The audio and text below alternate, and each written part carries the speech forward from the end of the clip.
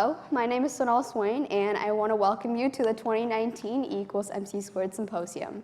This year has been different than most because none of my fellow EMCers have done this before, but this year is still characterized by immense growth, both with our research and with ourselves. So we want to take a moment to thank Mr. Bott and Ms. Gergen for everything they've done. And we also want to thank you for taking your time to be here and to listen to our stories, and for some of us, our memories.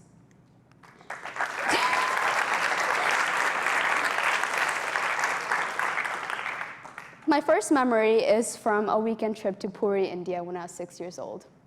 I remember walking down the crowded streets, noticing children with limbs amputated incorrectly, tattered clothing, begging for compassion with tin cans. I also remember walking down these streets and watching hundreds of thousands of people walk down with no regard for these children. Inspired by my experience, I went home that weekend and I collected every rupee coin that I could get my hands on. I came back the next weekend, and as I walked back down those streets, I dropped the little rupee coins into the tin cans. I watched as only a few coins could bring so much happiness from the children and so much gratitude from the parents. At that time, giving back a few rupee coins was enough to make me feel like I'd done something. Of course, I had not changed any of the family situations, but I'd still done something. As I grew up, these little acts of kindness stopped meaning as much. In fact, they began to mean nothing. I felt like I wasn't making enough of an impact on the community around me, and whenever I tried to do something, it was lost in the vastness of the problem. So, when I visited India this past summer, I was determined to make a tangible difference, both on the community and maybe even myself. So, I spent 2 weeks at the Digant Institute of Intellectual Disabilities in a small rural town in Odisha, India. This nonprofit school was a safe haven for children with disabilities. Approximately 30 of them, ranged from 5 years old to 30 years old. But it lacked a lot of the basic necessities like running water, electricity, sanitary bathrooms, and teaching resources that you and I enjoy at Guilderland. Nonetheless, I was determined to use my previous experiences with working with children with disabilities to help the teachers at Digant come up with comprehensive learning plans with their limited resources. And I will admit, it was a lot harder than I expected it to be, but it was also one of the most rewarding experiences of my life. So, when I returned to the US, I brought with me this newfound curiosity and this passion for the Indian special education system, but more importantly, the public opinions that shaped it. And I will stand here and admit that I spent the last 9 months just complaining about the system. I ranted for hours to Mr. Bott and Ms. Gergen and my fellow EMCers about how I believed that the system was developing too slowly, or how the general public was not doing nearly enough to advance Indian society towards inclusivity. But I haven't given it the credit that it deserves. Over the past few decades, in an effort to decrease the number of uneducated children, especially those with disabilities, the Indian government has passed crucial laws such as the Persons with Disabilities Act and the Rehabilitation Council Act of India. And additionally, the recently developed Special Olympics has done a tremendous job of bringing both the stories and the talents of people with disabilities to the forefront of Indian society. However, these actions and these policies have not completely developed the system, but they are steps in the right direction. Albeit they are small steps, but it is progress nonetheless, and that has to mean something. As for me, I have had a very difficult year. I've struggled with my own identity, my own passions, my commitments, my unmet expectations, but I've had to realize that I'm not a finished product. No, I'm a work in progress. I've learned that growth is not finite, and it continues every single day. I may never be or do enough, but I know that if I can take steps, small or big, towards my goals, then that has to mean something, and that has to be enough. Truth is, it is enough. Similarly, the Indian special education system may never be perfect, or even come close to it. But one thing rings clear. Small steps towards inclusivity must be taken before leaps and bounds can be. This process can take time. It can be 5 years, or 10 years, or 100 years. But as we all know, good things take time, and we must be patient both with ourselves and with the things I want. So, when I traveled back to India this past summer, I revisited Puri. But this time, instead of bringing rupee coins with me, I bought bills. Now, it may not seem like a big improvement, but it was an improvement. And again, I may not have made a substantial difference on any of the families' lives, but I can only hope that the ripple effect of my small acts of kindness magnified to a much larger scale. And when I travel back to India in just a few days, this time I'm bringing with me my time and my compassion, my humanity, both to the streets of Puri, but also to how I view the special education system, and maybe even to myself. Thank you.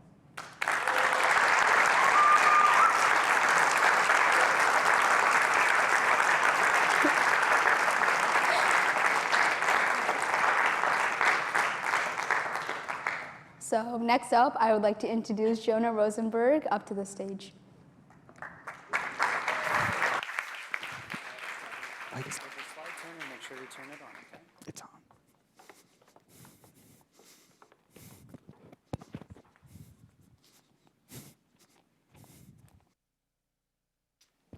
Good evening. My name is Jonah Rosenberg, and before we get started tonight, I need to ask you all one very important question. Are you happy? Just by a show of hands, how many of you said yes to that? Did anybody say no?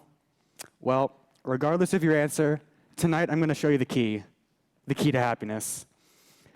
Starting off the year, I asked the age-old question, does money actually equal happiness? And simply put, no, it doesn't. In fact, happiness is the act of balancing. It's a constant balancing act. Now, I read a book called Happy Money by Elizabeth Dunn and Michael Norton, and this book explored a lot of complex relationships between how people spend their money. And the book breaks it down into two easily understandable categories, material purchases and experiential, and material being handbags or shoes, etc. Now, what was found is that people often value material items more than experiential purchases, and this comes down to prioritization. Humans, more often than not, fail to identify what they want and what they need, and we often value what we want higher than what we need, and this can create discrepancies in how we spend our money. This Wall Street Journal graph titled Lasting Effects shows just that. While people in the pre-purchase forecast thought the material purchase would give them more happiness and ranked the experiential purchase lower, over time, 4 weeks to be exact, the experiential purchase actually yielded more happiness. And unlike a material purchase where the happiness plateaus and then eventually falls off, an experiential purchase can actually grow over time. Now, why? I'm willing to bet for any of you who've had a memorable experience, it didn't happen alone. Most experiences happen with people, people being the second variable in my happiness equation. Now, people take on a very important role. They tend to fill a void that money can't just simply do on its own. And one quote that particularly stuck out to me by Dr. Randy Hartman, he said, investing in someone is something they will remember once you're gone. Because unlike a one-time monetary transaction, one and done, investing in a person lasts a lifetime. It's a win-win situation for both the giver and the person being invested in. Now, this theme is explored in many literature throughout history. How many of you here tonight have read The Great Gatsby? That's what I thought, quite a few of you. Now, The Great Gatsby, for those who don't remember, the main protagonist, Gatsby, is one of the most affluent men in New York City. He has anything and everything he can ever want, except one thing, the love of his life, Daisy. Now, Daisy is Gatsby's people aspect, per se, if you take the happiness equation into effect. He cannot get this one person-to-person contact, and it throws a wrench in his entire happiness. Now, besides just focusing on people, there may just be one more thing that's more important, and that's time. Time, I think, is the most important variable in my equation because it can be applied to every single one of us in this room tonight, because we all have the same 24 hours in one day. And circling back to prioritization of wants and needs, some people fail to prioritize their time. I watched a documentary on Netflix called Happy. And this documentary takes a look at how people's time prioritization can impact their happiness. And a small country, Bhutan, created a new measurement system called GNH, Gross National Happiness. And it shows happiness per person in an entire country. And what was found is actually quite interesting. In countries where people prioritized their work over experience and everything else, such as Japan, as the documentary tended to focus on, it drives their happiness down fast. And in fact, it's so prevalent in Japan that people don't focus on their health or anything, they just focus on work, work, work. They actually can work themselves to death. It's so prevalent that they created a word for it, karoshi. Now, a decade-long longitudinal study done by CBS found that from 1997 all the way until 2012, that Americans were opting to spend less time in office spaces and more time with family and friends. And with that, we saw a positive correlation with happiness. So what does all of this mean? We've talked about time, we've talked about people, and we talked about money. All three very important things on their own, but when we combine them into this equation, it really helps understand how happiness is sustainable. Because happiness is a constant balancing act, like I said before. And with respect to time, it's not a one and done deal. Once you're happy, you have to sustain that. You're not just gonna be happy all the time. It's still a constant balancing act. And I can't be there every step of the way saying, don't buy this, or don't spend time with this person, or I can't tell you how to do any of that. But the only thing I can do is give you this equation, because we all deserve to be happy, and I feel like my equation can help us do just that. Thank you.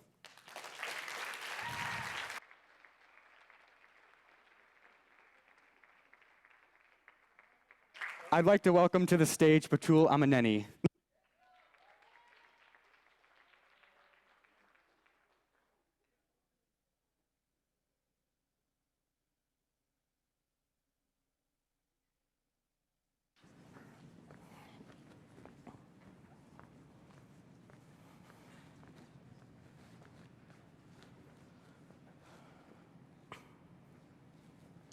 Imagine if there was a robot that looked exactly like you, sitting to your right.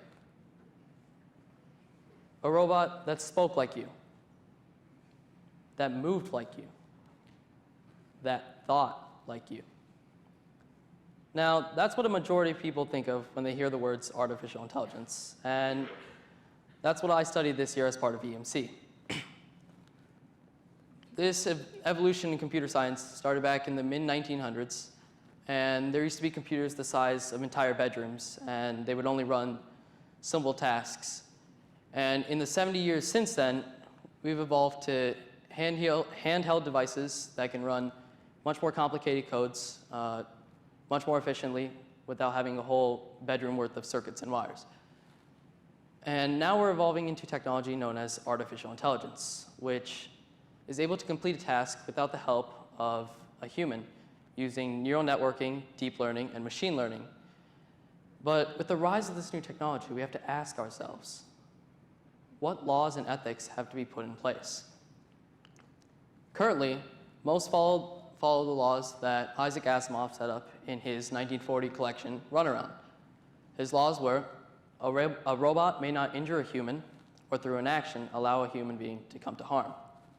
Second, a robot must obey the orders given to it by a human, as long as those don't conflict with the first law. And third, a robot must protect its own existence, as long as that existence does not conflict with the first and second law. Now, these laws are pretty practical and can be used to make artificial intelligence and robotics safer. But this also brings up the question of, because he caused many contradictions in his later books, if these are the laws that we should use to govern what a robot can and cannot do. Since then, we've evolved. And in 2015, a bot named Eugene Goosman passed the Turing test for the first time. The Turing test is a test that tests a bot's ability to fool a human into thinking that it's human. And Goosman did this brilliantly by fooling about half of the raters. And this goes to show that bots have almost an unlimited amount of resources when it comes to interacting with humans and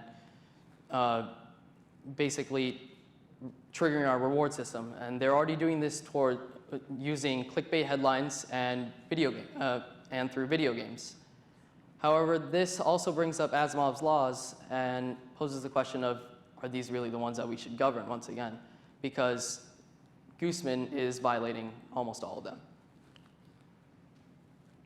Now, jobs is something that a majority of people are worried about when we think about AI. Mainly physically work-dominated industries, such as construction and trucking. If we take a deeper look into trucking, we can see that if self-driving trucks, promised by Tesla's Elon Musk, become readily available in the coming years, then the truckers could be out of their jobs. So what are they going to do after that? If we continue on this note, we also have to ask, where will the money made by AI go? With truckers out of their work and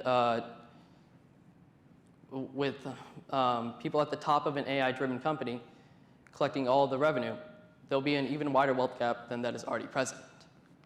Artificial intelligence can also be applied to jobs where they require a long amount of hours, such as news anchoring, and this is already being used in China. Artificial intelligence can also be applied in our educational system.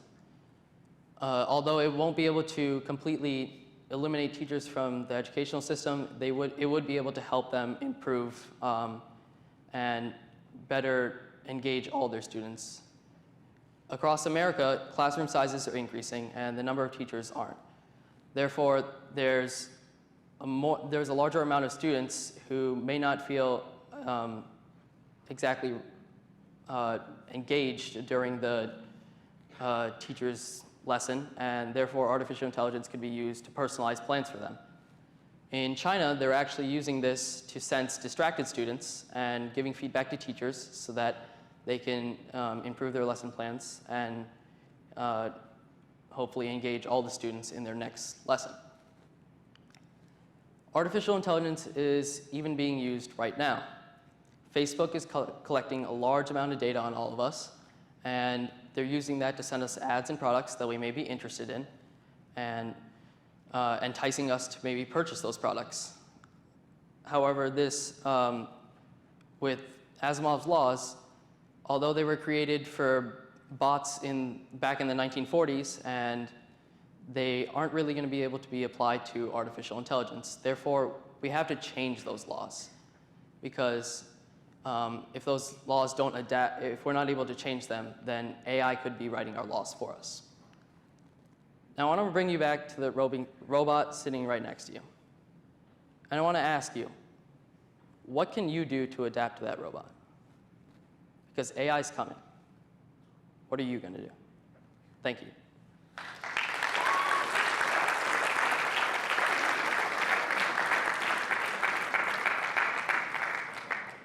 Next up, we have Amy Meng. She's a freshman, and she's going to talk to you about personality traits.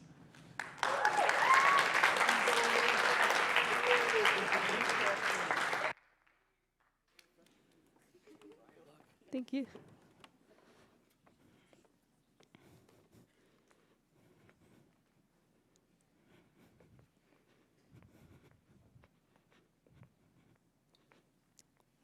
Good evening. My name is Amy, and I am currently a freshman at Guilderland High School. I would like to begin by asking a question. Do you guys consider yourself to be an introvert or an extrovert? By a show of hands, can I see if you guys consider yourself an introvert? And who considers themselves an extrovert? That's really cool. Over the summer, my youth group went to ice cream, and one of my friends had asked me if I was an introvert or an extrovert, and I had thought I was an introvert because I would consider myself to be more quiet, and an extrovert is somebody who I view as being more outgoing and more of like a leader.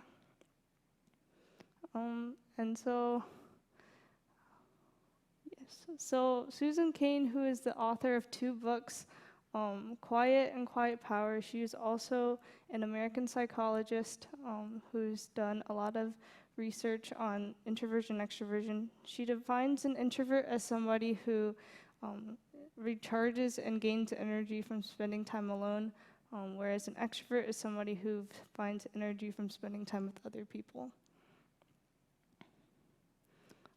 But of course, there isn't such a harsh divide between the two groups of people, but rather there's a spectrum. So if we pretend that the purple side is an introvert and the red side is extrovert, in the middle, around where the green is, would probably be a group of people called ambiverts. And if I were to place myself on the spectrum, it'd probably be like way to the left of purple. And also mentioned in Kane's book is the rubber band theory, which is the theory that an introvert can be stretched and stretched, but there's a certain breaking point, like how rubber bands will break eventually if too much weight is placed on them. And then they will snap back to their original state. And so I would like to ask the question, is it possible for us to step outside of our comfort zone? And is it possible for us to stretch a little bit? But there are many layers to this question, and one being that genetics may play a bigger role than we may have once thought. Dr. Jerome Kagan, who is an American psychologist, he also studied introversion and extroversion. He did a study on babies and developed the Kagan theory, which was a study done on babies. He stimulated them with loud noises, bright colors, and strong smells to see if they were highly or lowly reactive after they were stimulated. And the lowly reactive babies were usually the extroverted ones, and the highly reactive were usually the introverted ones.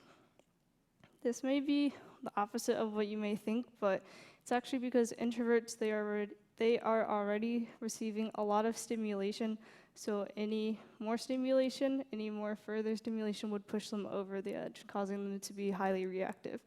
And for babies, this may look like kicking, screaming, and crying, whereas a lowly reactive may not show as much change before and after stimulation.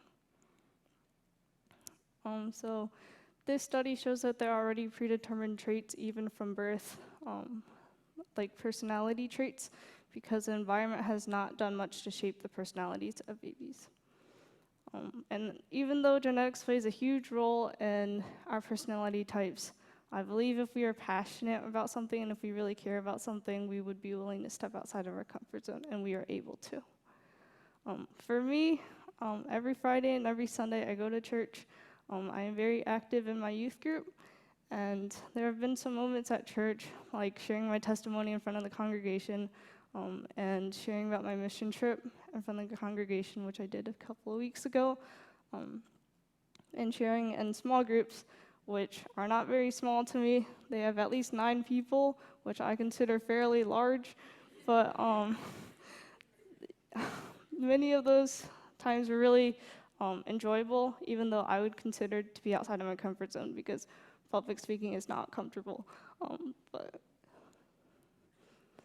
And if we look at the world's leaders today, we may first think immediately that they're all extroverts because of the large social network that they have. But if we look closely, we have leaders like Bill Gates, Mark Zuckerberg, Eleanor Roosevelt, and Rosa Parks, who are introverted leaders. And I'm sure along the way to get to where they are, to impacting the world, it has not been smooth sailing and all easy, but there have probably been moments where they've had to give presentations and work in large groups. And so I encourage you guys that the next time there's a barrier or an uncomfortable place to step outside of your comfort zone, I encourage you to do so. This may look like rising up as a leader or to take the time to build a deep relationship. I encourage you to do so because I believe there will be good things that come out of it. And remember, like a rubber band, we are able to be stretched, but unlike a rubber band, when we are stretched, we don't become weaker and thinner, but we become stronger. Thank you.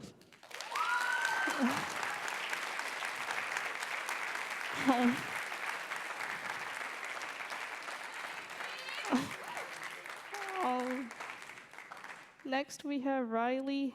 He will be going to Nashville to study music.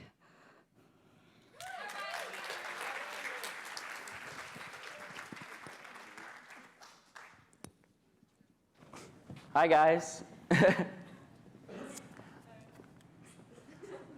I swear I'm not a serial killer. When I look back on this year, I see myself in my basement, angrily hunched over my laptop, wondering how I was going to complete the impossible task I had set for myself. You see, I came into this year with a lofty goal. In the first quarter, produce a 5-song EP. In the second quarter, score a short film. And in the third and fourth quarter, do varied musical genre pieces. Let's just say this didn't pan out. Here I am close to graduation, and my EP is just releasing June 17th. I could easily list for you all the issues and technical difficulties that caused this delay, but first I need to address something else that will help me in doing so. Music has changed. It's no longer just Hollywood big shots and $50,000 studios. It's kids like me in their basements. With new technology, anyone can make music. With this in mind, some guitars and some mics and a lot of vigor, I planned to go and make my songs sound just as good as the ones on the radio. Little did I know I was fighting an uphill battle. You see, in today's music, it takes 8 or more people to actually make a song. In 2007, BBC found that only 14 of the year's top 100 songs were written by a single person. In 2017, Music Week magazine found that the majority of hit singles had 4 to 5 writers on them, with Drake's One Dance having 8 and Mark Ronson's Uptown Funk having 13. Sure, I wrote all my own music, so I had that part done, but I still had to do lots of other things. I also had to fill the role of singer, instrumentalist, background vocalist, producer, audio engineer, mixing engineer, mastering engineer, and publisher. Yeah, it's a lot. Not only did I have to do this, but I had to do it in 4 months, contrary to the 8 to 12-month period it takes to produce most albums.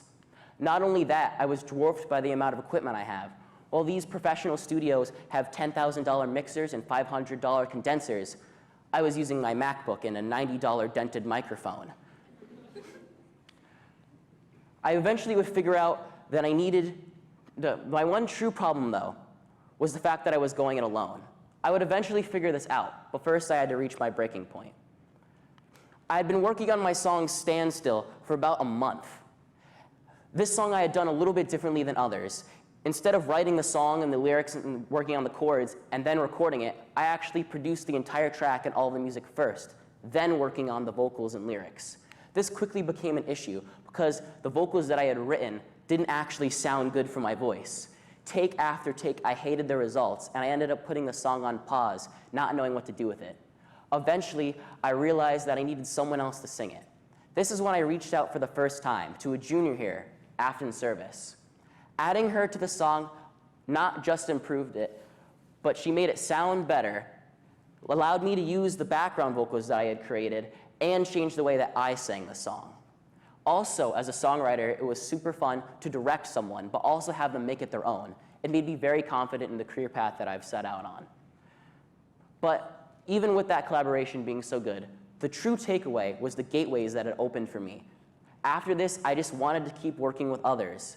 On my song Thinking About, I had a piano part that I just couldn't play well. It was then that I asked another junior here at the school, Donald Goldstein. He not only improved the part, but gave me the idea to record a full live grand piano, which was a task, let me just say. After that, my friend Aman Navarro told me I should add drum tracks to my song Stand Still. After about a week of trying, I couldn't actually come up with a good part. Luckily, over the summer, I had done a program at Berklee College of Music where I met lots of talented musicians. In about 2 days, with the power of Snapchat and Google Drive, I had a finished drum track all the way from LA from my friend Nick. Even with all my tracks being done, I still had to learn how to master them and then actually do it. I didn't really have the time left because it was coming down to the crunch. So I reached out to a faculty member at College of St. Rose. He mastered my tracks, giving me much more time to work on things, and also made them sound better than anything I could have done. So you're probably asking, Riley, what's the point? Get to it. And I would say thank you, ladies and gentlemen, because you helped me, and that's the message. You can work alone and make a good product, but why not work with others and make a great product? This isn't some action movie. You don't have to be a lone wolf and brood in the corner. As long as you surround yourself with people who can help you, you're gonna succeed. So as my journey after high school takes me to Nashville, Tennessee, I'll be in dorm rooms, classrooms, and practice rooms. I'll be in auditoriums, bar stages, and recording studios. Wherever I go, even if it's a basement, I'll make sure I'm not alone.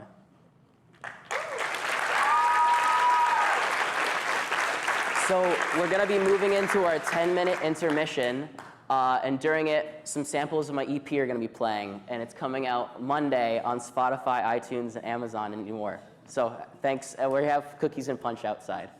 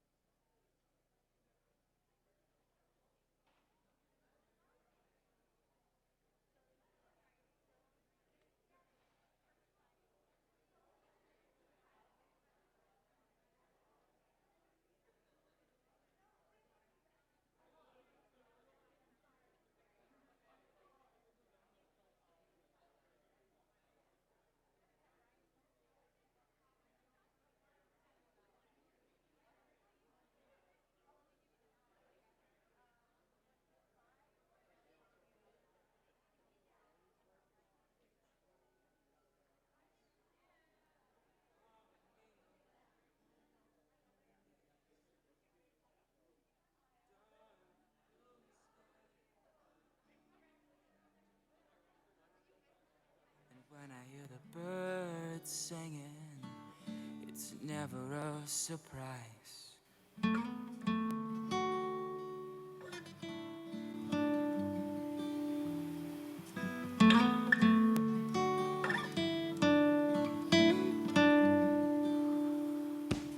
I'm in love with autumn, that much is true. I'm in love with autumn, but I'm falling for you too.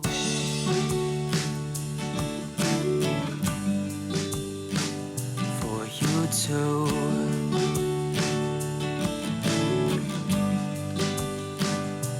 I'm in love with autumn, and my hoodies and my jeans. All of the beauty of the soon-to-be resting trees. The smell of coffee and this hot mug in my hands. And when the leaves are falling, it looks like they start to dance.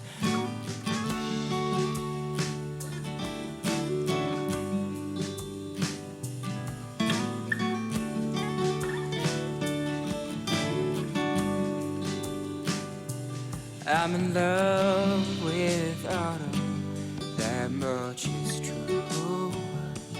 I'm in love with autumn, but I'm falling for you too.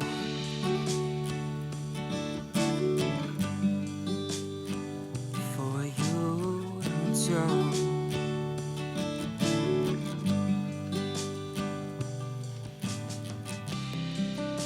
Sound of crinkling golden leaves beneath your shoe.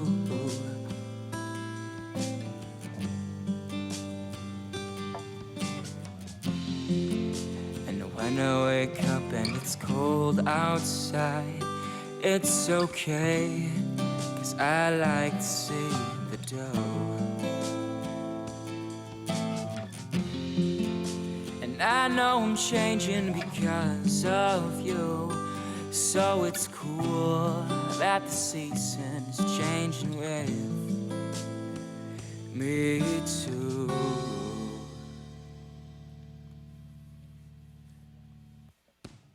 I'm in love with autumn, that much is true. I'm in love with autumn, but I'm falling for you too.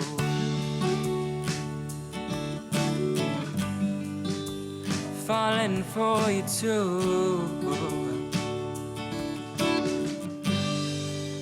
Falling for you too.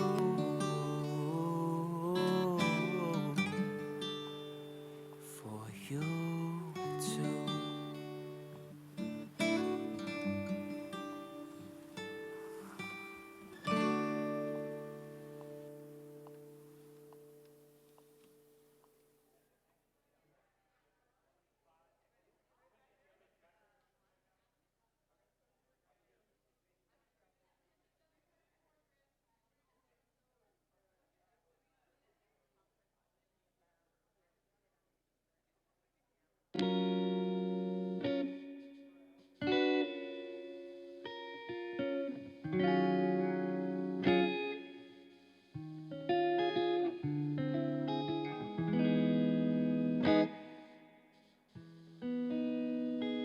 I'm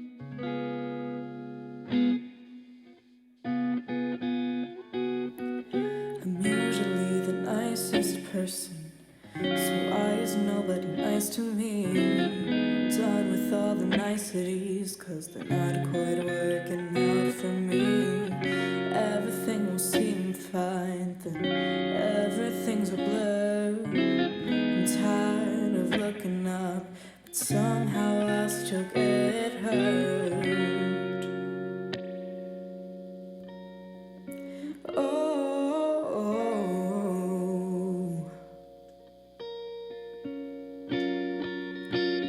Do one bad thing and a bad thing happens. Do some good things, but good things don't happen to me. I have done my charity, but I've had my fill. Screw karma, 'cause karma's got me in a standstill.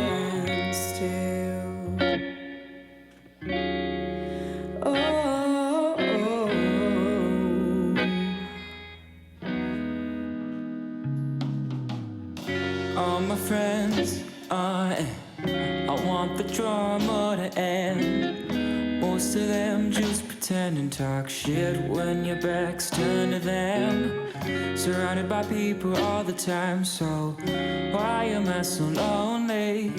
I'm tired of lonesomely saying there's plenty of fish in an empty sea.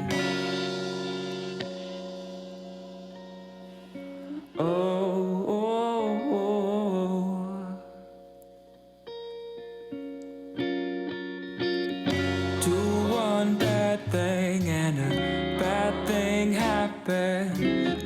Do some good things, but good things don't happen to me. I could do some charity, but I've had my fill. Screw karma, 'cause karma's got me in a standstill.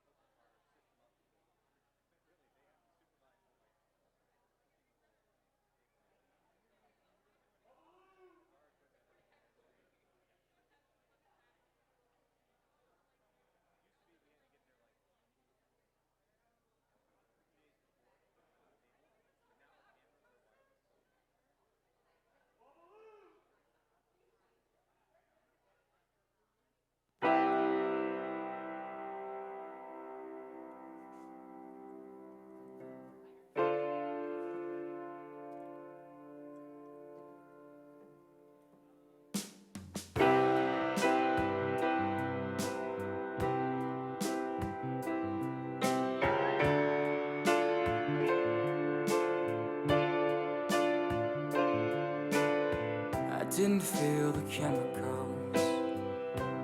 That's what you said to me.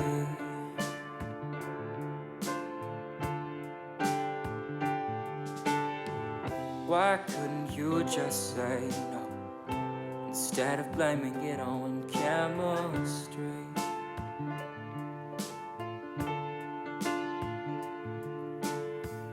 You were my perfect girl, and you could have been my world. Well, I know that's a little cliche, but it felt so good. I know it could have been that way, and I just can't move on.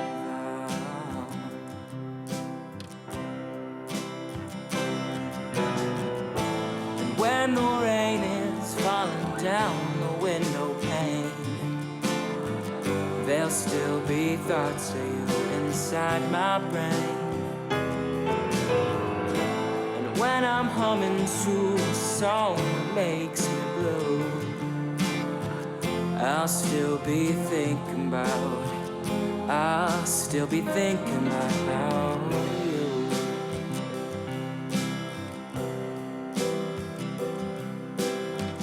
Well, now I'm left with you, not knowing how I really feel.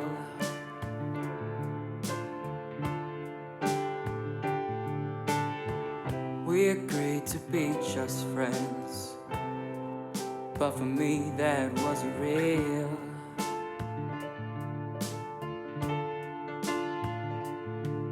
And I kept waiting patiently, stupidly, idiotically for you.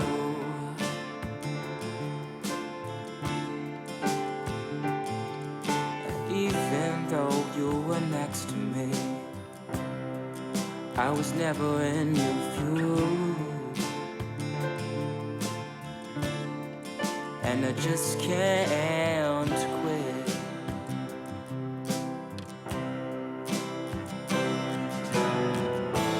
When the rain is falling down the window pane, there'll still be thoughts of you inside my brain. When I'm humming to a song that makes me blue, I'll still be thinking about, I'll still be thinking about you.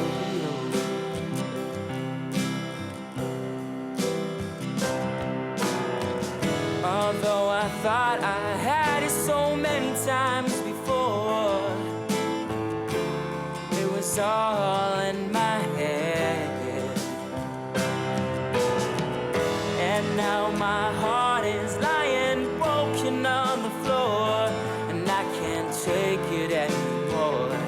I can't take it anymore.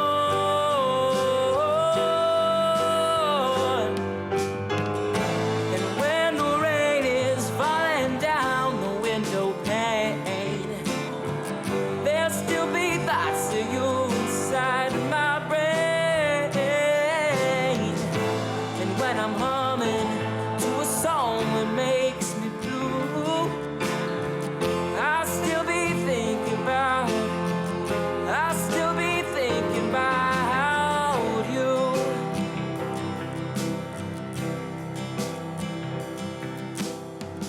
I'll still be thinking about, I'll still be thinking about.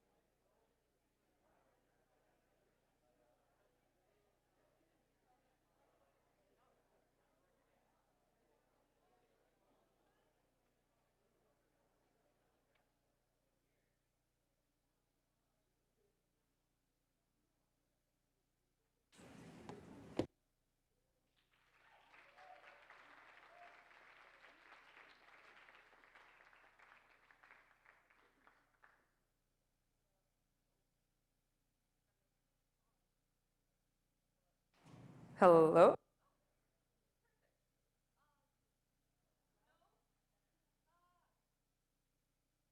Hello? Hello?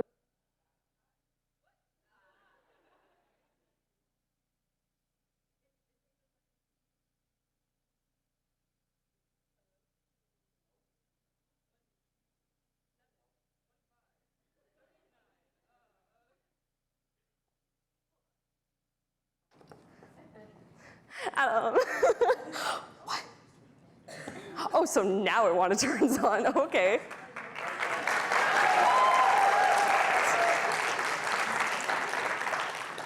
I guess I'll be carrying this for my presentation. Welcome back from intermission. I hope you guys all enjoyed your cookies and punch, and I think that was it. Those were all the refreshments, so cookies and punch. I thought Riley was going to introduce me, but that doesn't seem to be the case. My name... I'm sorry, I didn't read it that way. I'm sorry, Riley. Okay, so my name is Alyssa Koh, and I have been studying over the course of this year the science of human attraction. Now, what that means is, well, pretty much what that meant to me was that at the end of this year, at the symposium, where I'm standing right now, I would be wheeling out a giant whiteboard right about now and have this giant formula on it that pretty much explained every reason why it is that you're attracted to what you're attracted to. So every single one of you in the audience could think to yourself, huh, that's why I like blondes. And it would be really cool, but then come October, which was the second month out of our 9-month project, which tells you a lot, I suddenly realized, unfortunately, there is no formula. The science is really vague for something as personal as human attraction. So I had to go back to the drawing board, and what I came up with was a list of rules, 9 rules, 1 rule per month that I've been a part of EMC. So they're all about everything that I've learned this year when it comes to relationships, not only romantic, but platonic, and in a work environment as well. And for some of you guys who might be thinking, God, I feel so bad for her boyfriend if she has one. Well, you should feel bad. This is my boyfriend. If you happen to see him in the audience, give him a nod of condolences. He really needs it right about now. So before I go on with my rules, I just want to preface something really, really quick, which is these rules are not for you. I'll get back to that a little bit later, but these rules are not for you. They are for me, and you will see why soon enough. So here it is, my 9 rules for this year. Rule number 1, everything can't be perfect, and I know how hard it is to hear that because I don't even want to be saying it. Of course, you want everything to be perfect. The media constantly portrays that everything should be perfect, but unfortunately, life is not Hollywood, and we are not movie stars. I wish I was a movie star, though, because then my life would be perfect. Unfortunately, it is not, and I have problems, I have rocky roads, but I get through them, you get through them, and in a relationship, that's what it's about, getting through them together. That leads into rule number 2, which is, I'm not gonna be perfect either. Hate to break it to you, and mostly to myself. This rule is mostly for me. Rule number 3, image is subjective. I think these first 3 rules, they kind of come in a little bit of a bubble altogether. What this means is pretty much, yeah, sure, we want to be perfect. Yes, that's established.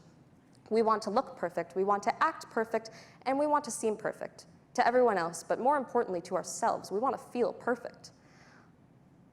Unfortunately, sometimes that can come at the cost of our health, which is difficult because, some people are gonna wanna, do push-ups at midnight while nobody's looking in order to look like Fabio, but then you're sort of like, your sleep is kind of up here, and I'll be honest, I would choose sleep. Rule number 4, there is hope to be found in solidarity. What this means is that not every part of a relationship is going to be super fun and exciting and magical. Not every date that you go on has to be super cool and fantastic and exciting. Sometimes what matters is just sitting next to someone and you get your work done and they get their work done and you're just there working through the hard stuff together. Because sometimes the hard stuff is really, really, really hard to do. But when there's someone there next to you working through the same thing, it can make it a little bit easier. Rule number 5. It's okay to hold my hand while riding the roller coaster, and I know what you're thinking, this is a really stupid name for a rule, but let me explain. So one of the big things that I did over the course of this year was study love languages. Now, pretty much what that means is that different people express their attraction, their care, and their affection in different ways. Personally, what this means for me is, I may not be the kind of person that's gonna reach out my hand to hold yours, but that doesn't mean that if you do the same thing that I won't appreciate it, because that's your love language, and that deserves to be appreciated and understood. And over the course of time, we'll grow to understand that and appreciate it and appreciate you. Rule number 6, talk to me. Even if it's hard, actually, especially if it's hard, because I know how easy it is to just let things go, let things slide, and then all of a sudden you're really, really mad for no reason and you just can't get over it. That's a bit of an issue because there's something ingrained in us that just automatically says that every single argument, every single disagreement has to be a fight. That's not the case. When you're talking with someone and you disagree, when you talk through it, it brings you closer together, yes, but it also makes you guys stronger as individuals and as people together, because it helps you to learn more about that person. Our differences bring us closer. Rule number 7, symbiosis is key. Now, symbiosis is a biology term, which means that two organisms are working together to be beneficial to one another. Personally, what this means is that every relationship that you should be in should be something that is beneficial to you. Every single journey that you go on with someone should bring some sort of further growth for yourself and for that other person as well. That also comes with the territory that if you're in a relationship where things aren't going well, where things are becoming detrimental, it's okay to let go of that. It doesn't mean that you're a bad person, it just means that maybe it wasn't just the best moment. Great people are going to be great people, but they're not always going to be great together, and that's okay. And that doesn't detract from all the great times that you may have had once. Rule number 8, you are human. And what that means is that every single one of your facets is so wonderful and unique and beautiful and deserves to be appreciated. You deserve to be appreciated. You deserve someone who's going to appreciate you. That leads me to my last rule, rule number 9, and I want to preface this for like the 3 billionth time. This rule is not just to be taken in a romantic sense. This is for every family member that I have, every friend I've ever made, every person who's ever walked side by side with me, whether that be literally or metaphorically, every person that has just asked me the simple question, how are you doing today?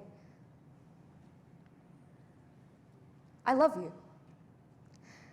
Now you might be thinking, for a project that seems to circle all around love, why is it that I've decided to save the word itself, love, for now, close to the end of my project? And I would agree with you, except for the fact that to me, love is something that is so important. Love is something that means so much. Love is so worthwhile and should be treasured and should not be taken lightly. So when I say I love you, I mean it. I mean it for every single one of you in this room, whether I know you or not, because you are human, you are important, and you are appreciated. That means you deserve love automatically, and that comes from me.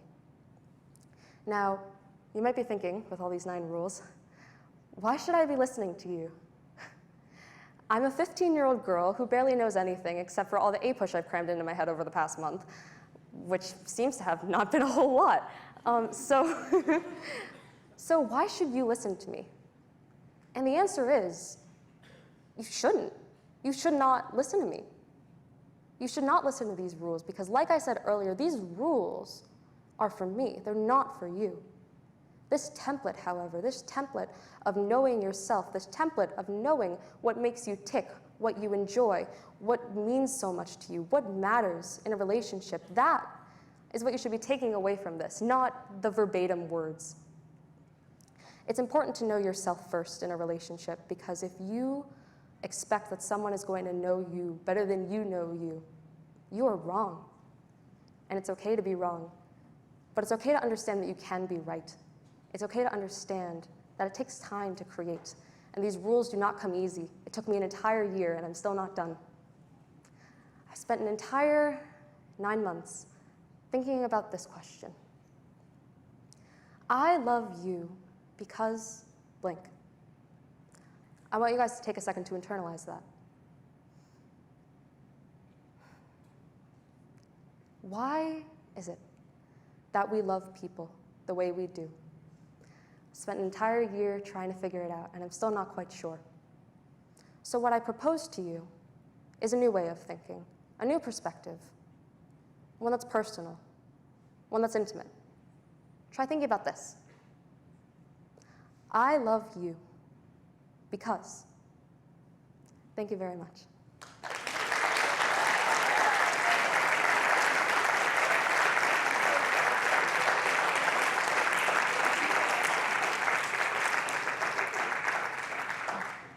Next up is my favorite and our favorite resident Starbucks addict, Kedik.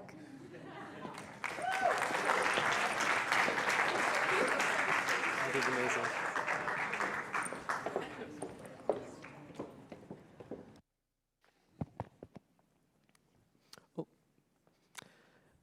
This year, I studied theatrical lighting. Now, not many people may think about all that goes into lighting a play or a musical. For example, if I were to put a red spotlight on me right now, what emotion would that convey? If you were to guess anger, you'd be correct. But what about blue? Now, blue is not going to convey the same anger that red does. But rather, if you were to guess a calmness or even a sadness, you'd be correct. And what about white? Well, white can speak to the transparency, the innocence, the rawness of a scene. All these changes are all coming from just one spotlight, and theaters sometimes have hundreds of different lights. Throughout the course of a musical, as actors learn their lines, as the ensemble synchronizes, as the audio, lighting, and scenic design become finalized, we begin to run a rehearsal known as cue to cue. In a cue to cue rehearsal, we focus on the bigger picture. So instead of focusing on every movement, every light change, and every line, we focus on the major ones. This can be very useful, seeing the bigger picture, but eventually we will have to run a full rehearsal with every line, every light change, and every movement. My director would always tell me that you can't live cue to cue. You can't live with your head in the script. You have to watch the stage, because if something important is happening, you'll miss it if you're looking in the book. You got to keep your eyes on stage, because it's the small details that matter. I learned that not only for lighting, but for my life, the small details matter the most. Going into EMC, I thought it would be rather easy. I thought I would get my points right away and be done with it, despite what the coordinators and the former students had told me.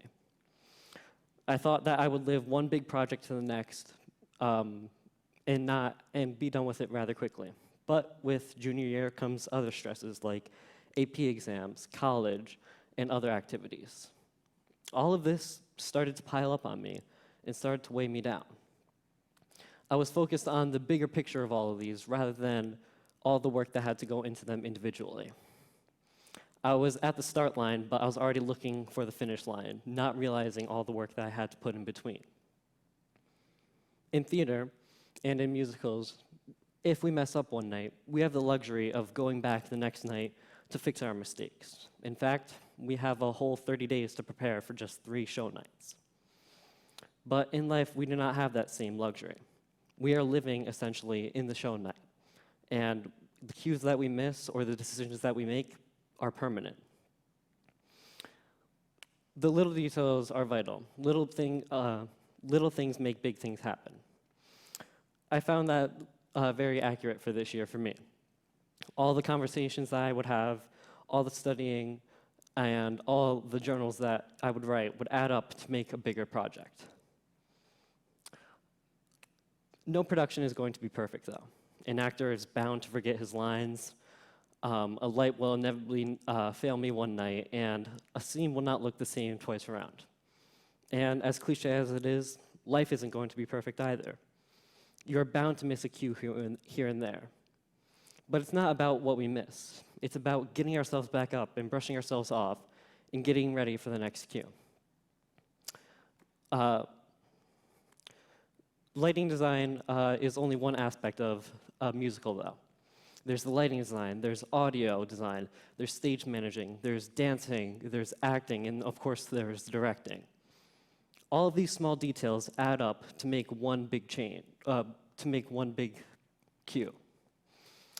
And that is the same in life. All the small details will add up to make one big cue. So I leave you with this. Focus on the little details, because the little details will make big things happen. And after all, it is show night. Thank you.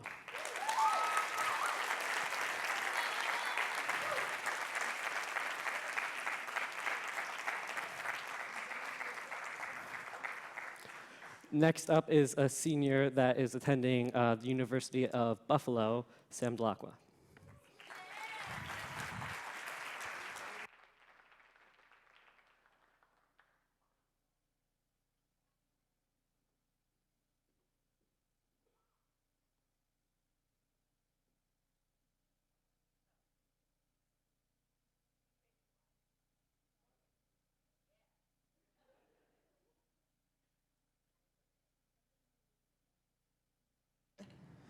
And it was good because that's not how it was supposed to start. So we fade in. We see a little blonde girl. We see her opposite a giant rock climbing wall that her daycare rented for the day. She's strapped in, ready to start climbing for the second time. I'm gonna reach the top, and then I'll tell my mom I reached it twice. She starts climbing. She's about halfway up, and her arms are really tired because she already completed this trek once, but she just knows she has to keep going. We can see her. She's almost at the top. She can see that little bell that will give her the ring of success, but it's just out of her reach. So she uses all her strength to push herself up, and she jumps, and she falls. When she lands, she doesn't even try and stand up. She's already crying. A counselor walks up to her and asks, "Well, why are you crying?" "I wanted to reach it twice." "Well, you already reached it once. That's really cool, and a lot of the other kids didn't do that." And this helps, and she stops crying. But as she's holding her counselor's hand, walking back to her daycare, she just can't stop thinking about how she didn't reach the top, about how she failed. Would you call this little girl a failure? I would. Why? Because that was me. This year when I started EMC, I was super excited. It's my senior year. I'm gonna take easy classes and be able to focus on the more interesting ones. Unfortunately, that's not exactly how it panned out. My first topic was midlife crisis, what caused them, who gets them, and most importantly, how to avoid one. I would do some research, and my advisors would encourage me to journal about what I'd learned, or maybe plan an SDA. That's a self-designed assignment. And I found that whenever I sat down to journal, I never thought that what I had researched was enough. I never thought that I had enough to write that would validate me writing a journal. And instead of talking to my advisors and asking for advice, I just didn't. This habit followed me again when I changed my topic to happiness. I wanted to see if there was a way we could pinpoint it and a way to better understand it. Unfortunately, after another month of not producing anything for the thought that I wasn't good enough, I switched my topic again. I landed on my final topic, film, and how emotions are conveyed through it, as well as how directors demonstrate different techniques. So, after winter break, we have our midterm that we deemed January Day. Our advisors gave us very loose outlines of what we had to do. We essentially had a trifold, and we had to have a presentation related to our topic. So with the Oscars coming up and studying film, I decided to try and predict the winner for Best Picture. So once I had a direction to go in, I started researching my butt off. The top image you can see are the past 10 years of Oscar winners, and I took down dates, or not dates, stats, like if they were a true story, the rating, facts about the main character, the length, the setting, a lot of stuff. And then 2 days before January Day, the nominees for Best Picture were announced, which is the lower graphic. So I saw all the patterns that had occurred in the past 10 years of Oscar winners. Some feedback. And I applied those to the nominees for this year. So after doing all that, I decided that Vice had the highest probability of winning because it had the most in common with the past Oscar winners. So after a full day of telling people my decision and showing how confident I was that Vice would win, there was in my bedroom on a Sunday night, exactly 1 month after January Day, watching the Oscars. I remember pacing around my room because I was so excited and looking at my trifold I had laid out on my bed and watching the announcers and the last most anticipated award of the night, Best Picture. And just in my head, it was just Vice, Vice, Vice, Vice.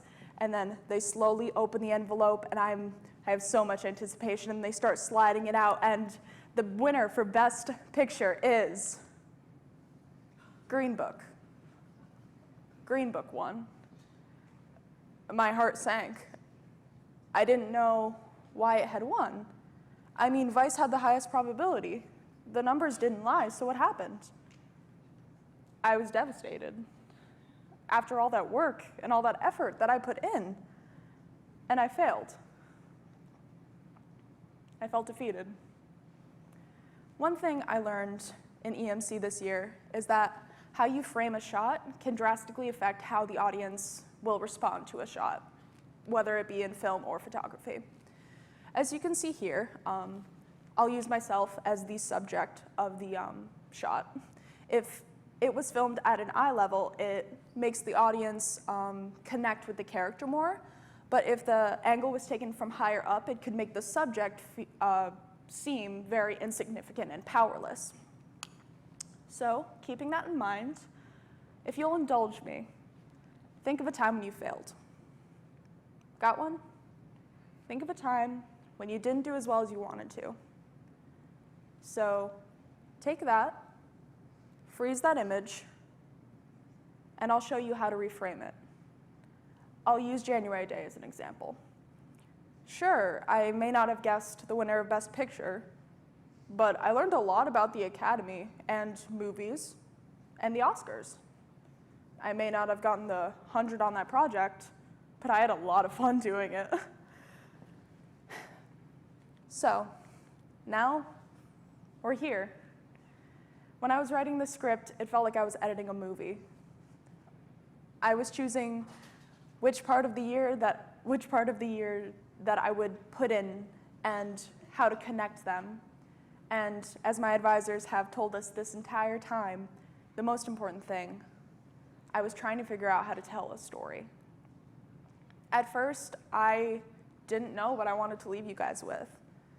I was in the same mindset that I was at the beginning of the year. I never thought, or at least I didn't think, that what I had done would warrant me being up here. I didn't think that what I had done was enough to put me on the same level as my counterparts. I thought I had failed the class and failed my peers and failed my advisors, and that was holding me back. So that's when I decided to reframe EMC. Sure, I had a hard time this year, but I also have to remember that students aren't made for such a creative class that lacks a lot of structure. There isn't one answer. And I may not have found the formula for a perfect film, but I learned a lot about myself. I learned that I'm a perfectionist, and because of that, I don't like to ask for help when I need it. And I also learned that people want to help you. You just have to take the first step. And at least I'm starting to learn that failure is okay. A lot of the times we see the world in black and white. You either failed or you succeeded. And one is bad and one is good. And that's just not true. Because when you fail, you learn. And when you fail, you grow. And I don't think that's that bad. So, next time you feel down on yourself and you feel like you didn't do good enough or that you should have done something different to do better, just take that memory, freeze it, and reframe it. Thank you.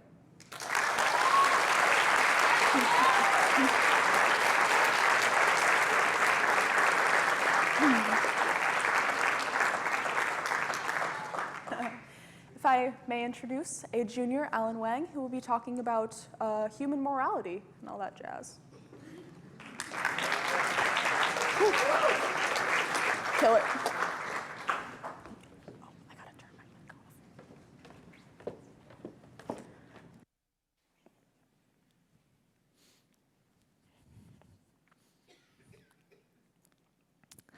Hello, my name is Alan, and some of you may remember me from the January midterm day, when I was the kid who sort of advocated for cannibalism, but we're gonna forget about that for today. And today, before I delve into my research, I'd first like to share a little fun fact about myself. And my parents might disagree with me about this, but I'm actually always right about everything I say and do. Because on any given day, I can pull out this nifty contraption from my pocket and post about my beliefs online through social media and get hundreds, sometimes even thousands of likes.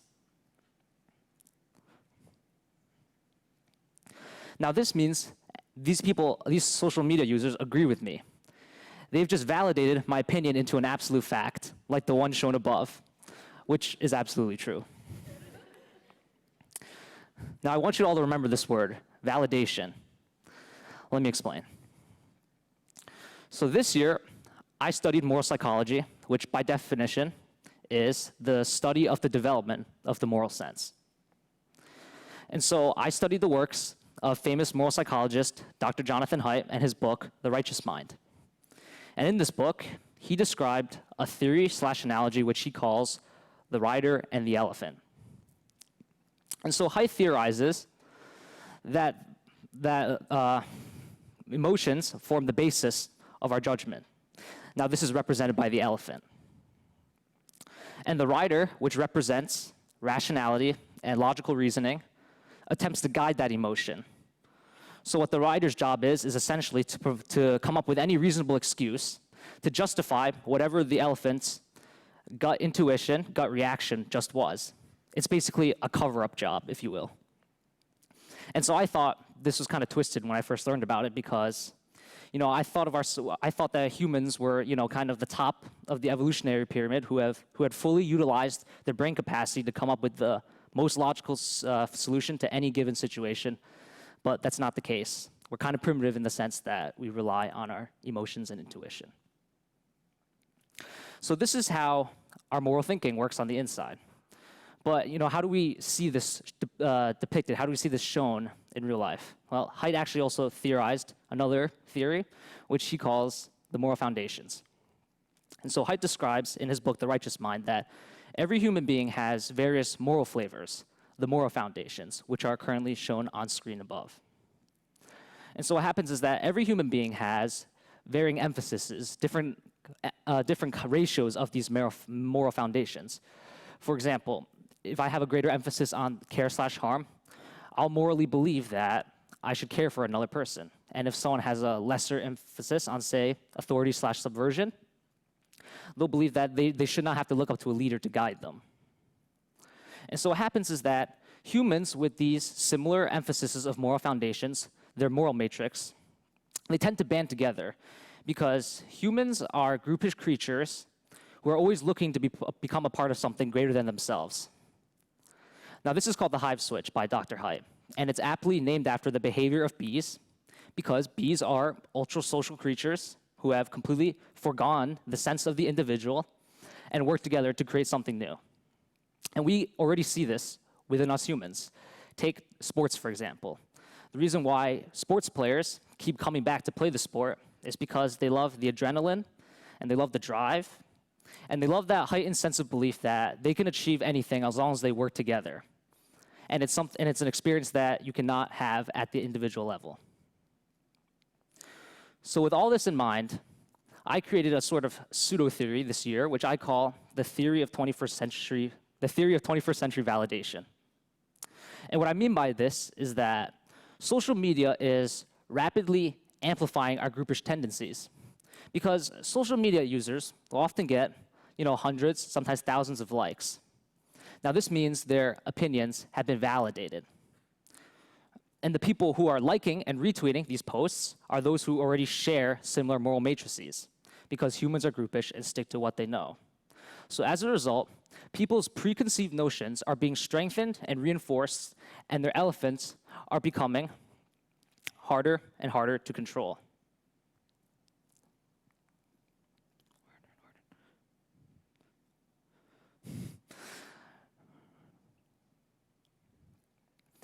So what happens, so just imagine a time where you acted out emotionally, only to reflect upon later that what you had just said made absolutely no logical sense at all. That's your elephant running wild. Now, if you imagine that in an online context, that is when your opinion has been validated, liked, and retweeted by many others. Your rider has just lost control of the elephant. And so this is why Dr. Haidt says in his book, The Righteous Mind, that morality binds and blinds. Because this resulting non-diverse thought is simply the confirmation bias and the echo chamber on a previously unimaginable scale. So with the moral foundations theory and my pseudo-theory, the theory of 21st century validation in mind, where do we see this today? Where do we see this most applied in today's society? Well, some of you may have already guessed, and that, of course, is politics. According to the Pew Research Center, which is a nonpartisan fact tank, over 68% of adult Americans get their news from social media. And I'm sure all the Facebook, all the Facebook, Twitter, and Instagram users in the crowd will know that a lot of the stuff that shows up in the feed is political. So in terms of the moral foundations, liberals, and more loosely Democrats, actually place a greater emphasis on the care foundation. And while it might be surprising to most, conservatives, more loosely Republicans, are more evenly spread. They value each foundation more equally. And so here we have liberals and conservatives, these two varying groups with very different moral matrices. Now, because of social media, that's a conflict waiting to happen. Because in government, in Congress, there are a lot of policies that are sure to trigger very specific moral foundations. For example, take the issue of immigration. On the left here, we can see a liberal politician triggering the care foundation for their supporters. Here, they believe that it is the US government's role to protect many illegal immigrants who are escaping from their often oppressed countries. And here we can see they received 87,000 likes and nearly 23,000 retweets. And on the right, we can see a conservative politician. But this time, they're triggering the fairness/cheating foundation. And here we can see that they believe that many illegal immigrants are often sort of gaming the system in a way, unjustly receiving benefits where it's not due. But in this case, they received even more likes and retweets. Nearly 106,000 likes and 28,000 retweets. Now, this is validation on a previously unprecedented scale. The liberal moral matrix and the conservative moral matrix are being strengthened by these hundreds of thousands of likes and retweets. Their preconceived notions are being strengthened to the point where they're unable to accept that there is a common ground between the two. Because if I had gotten this many likes and retweets, how could I possibly be wrong? There are these many people who believe in what I'm saying. So as a result, polarization is occurring. But this is just the tip of the iceberg. There's so many more people, there's so many more topics, they're going to trigger more foundations. Take gun control, welfare, and even more.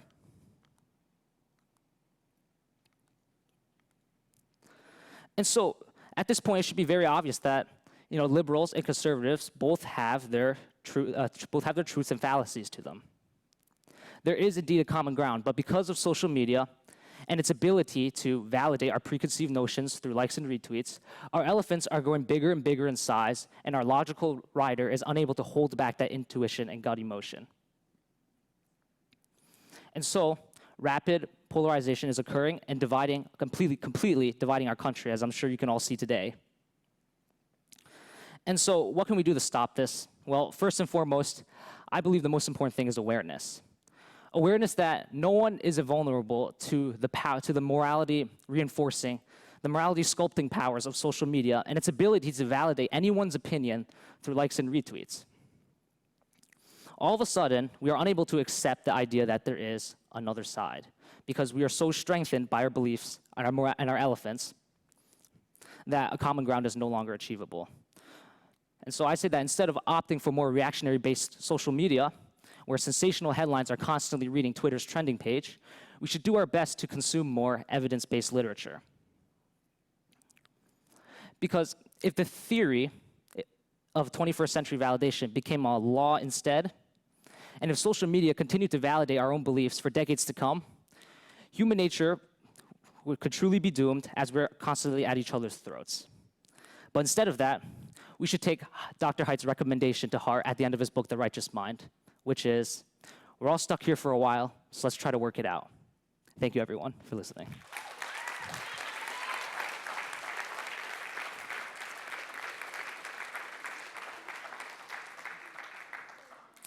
And now, I'd like to introduce our senior, Maya Banks, who will be our closer for tonight's EMC Symposium. And I'm sure you'll all see in a second why our speeches were back to back.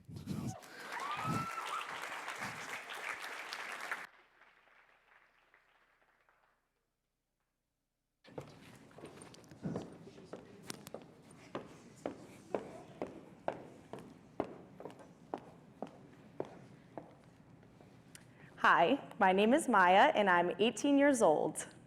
I live in a 4-bedroom house with my wonderful family, and I drive my own car. Next year, I'll be attending school in Southern California on a scholarship for lacrosse. I'm graduating high school with honors, and I plan to attend a prestigious law school one day. So, now that you know a little bit about me, I want to ask you a question. How quickly into that little introduction did you begin to judge me? A girl wearing a really sharp outfit, speaking to you from a stage about all the wonderful things I have. Let's face it, I look like the epitome of privilege right now. Did you notice my MAGA hat, by the way? If you did, you're probably assuming that I'm a big Trump-loving Republican.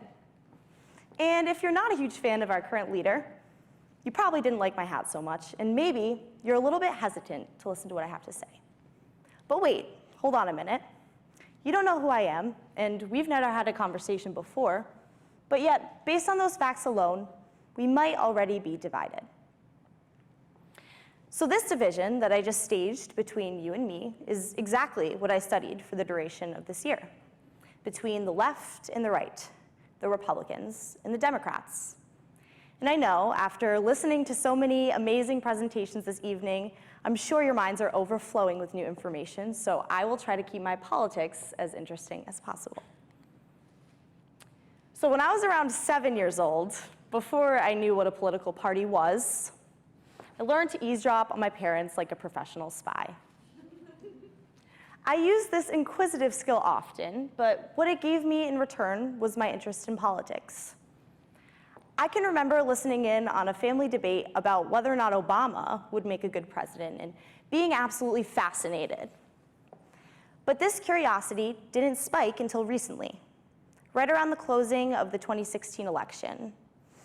It felt as if politics were so central in everyone's minds, and a sort of unspoken, invisible divide seemed to enter through the doors of my high school.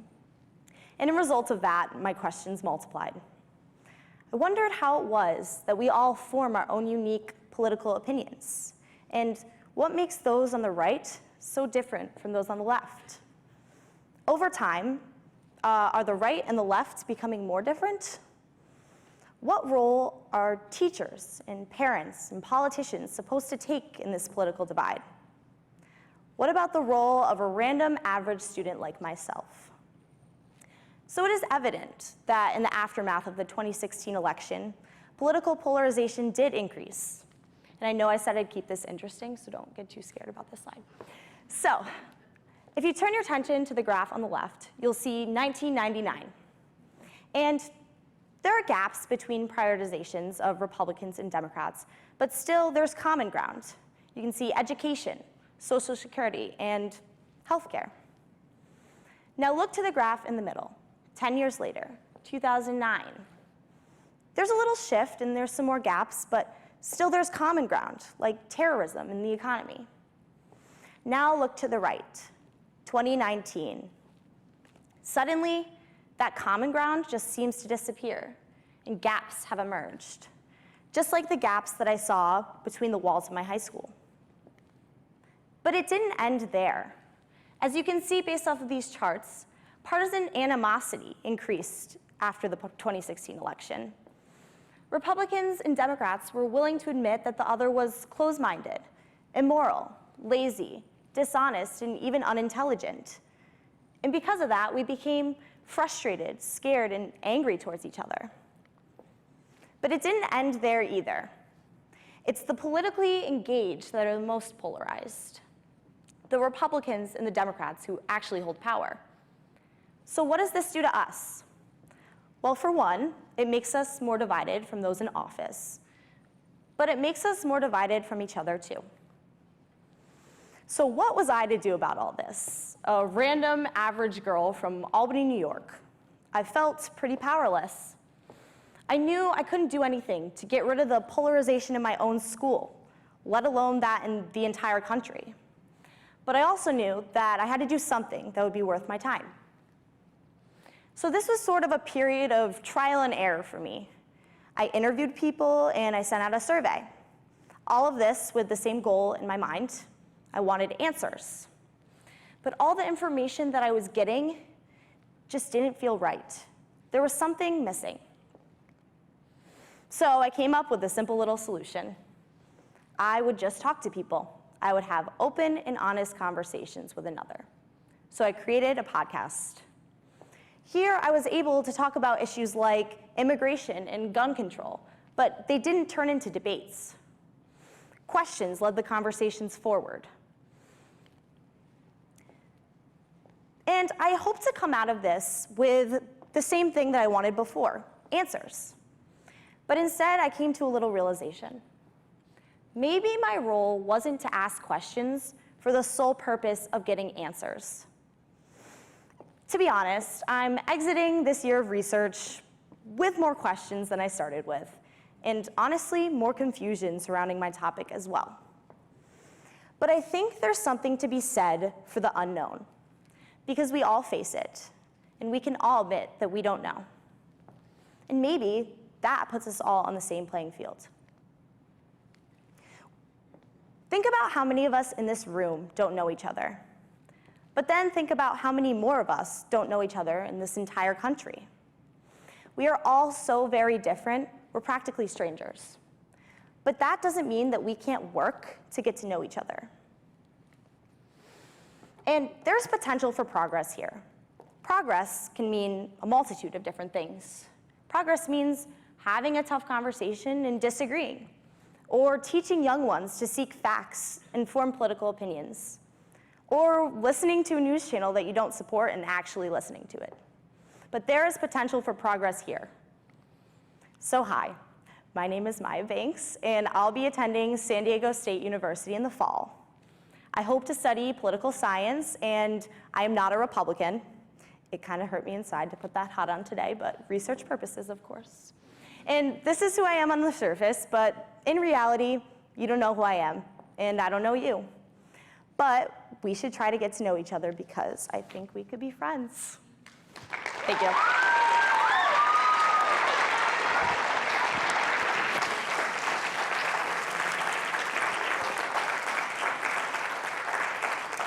Okay, so now I'd just like to invite all my fellow EMCers back up on stage with me.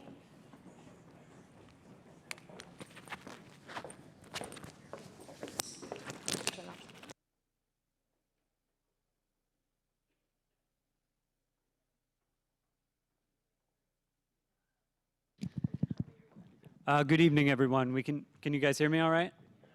All right, so another round of applause for our amazing crew this year.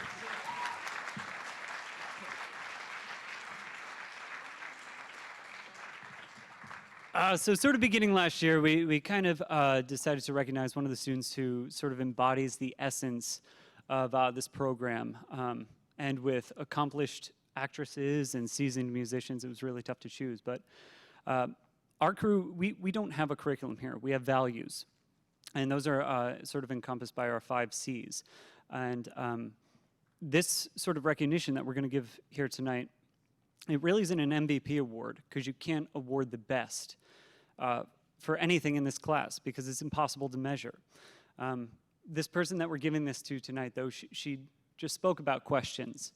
She asked a ton of questions, like all the time, and she was creative. She created her own podcast in order to communicate with people. She collaborated with her classmates. So tonight, we'd like to recognize one of our seniors here, Miss Maya Banks.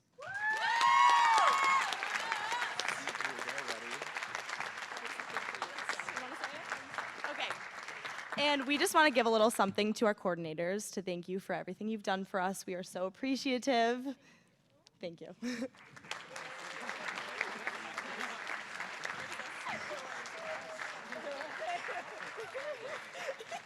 You know, guys, he's going to kill that thing, right?